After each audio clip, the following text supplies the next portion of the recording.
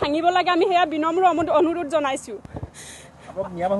নহয় আমি গৰিয়া মানুহ হয় গৰিয়া খিলঞ্জীয়া মানুহ হয় আমি এতিয়া আমাক চৰকাৰে সংস্থাপন দিব লাগে মানুহখিনিক উচ্ছেদ কৰিছে চৰকাৰী মাটিত আছিলে চৰকাৰী মাটি চৰকাৰে লৈ লৈছে আমাক সংস্থাপন দিব লাগে মানুহখিনিক সেয়া জনালো আৰু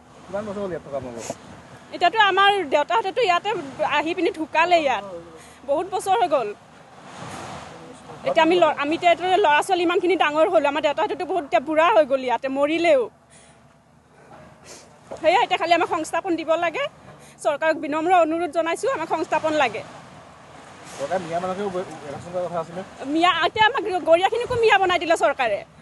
আমিতো মিয়া নহয় আমি গৰিয়া হয় খাচ গৰিয়া মানুহ হয় কিহৰ কাৰণে আমাক মিয়া বনালে মিয়া খেতিম খেতিমকে গোটেই গৰিয়াকো ধৰিলে সেয়াই আমাক ন্যায় লাগিব আমাক সংস্থাপন লাগিব